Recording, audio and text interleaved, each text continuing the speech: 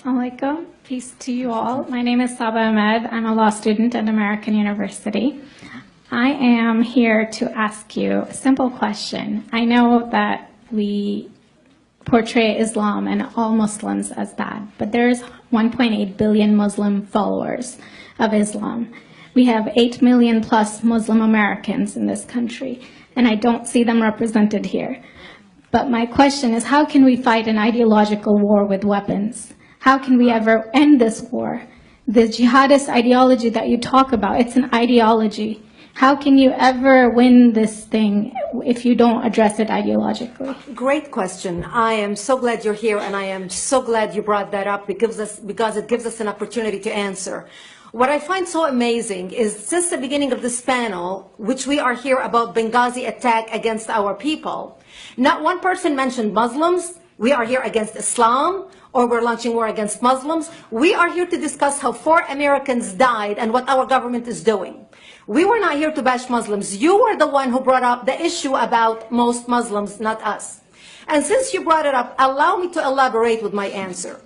There are 1.2 billion Muslims in the world today. Of course, not all of them are radicals. The majority of them are peaceful people. The radicals are estimated to be between 15 to 25%, according to all intelligence services around the world. That leaves 75% of them peaceful people. But when you look at 15 to 25% of the world Muslim population, you're looking at 180 million to 300 million people dedicated to the destruction of Western civilization. That is as big as the United States. So why should we worry about the radicals, 15 to 25%?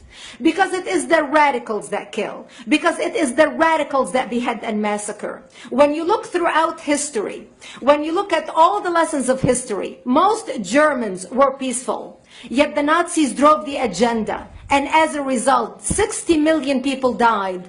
Almost 14 million in concentration camps. 6 million were Jews. The peaceful majority were irrelevant. When you look at Russia, most Russians were peaceful as well. Yet the Russians were able to kill 20 million people. The peaceful majority were irrelevant. When you look at China, for example, most Chinese were peaceful as well.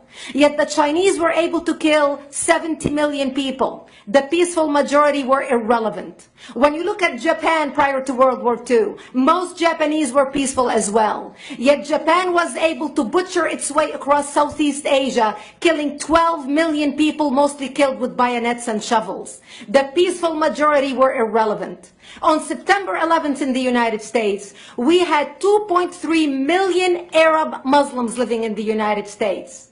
It took 19 hijackers, 19 radicals to bring America down to its knees, destroy the World Trade Center, attack the Pentagon, and kill almost 3,000 Americans that day. The peaceful majority were irrelevant. So for all our powers of reasons and us talking about moderate and peaceful Muslims, I'm glad you're here. But where are the others speaking out? And since you are the only Muslim representative,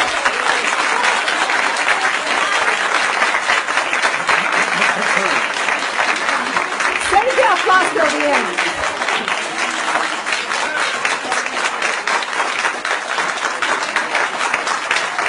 Thank you.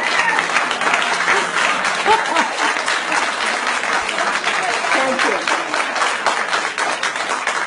And since you're the only Muslim representative in here, you took the limelight instead of speaking about why our government, and I assume are you an American? You're an American citizen. So as an American citizen, you sat in this room and instead of standing up and saying a question or asking something about our 4 Americans that died and what our government is doing to correct the problem, you stood there to make a point about peaceful, moderate Muslims. I wish you brought 10 with you to question about how we can hold our government responsible. It is time we take political correctness and throw it in the garbage where it belongs and start calling it fair.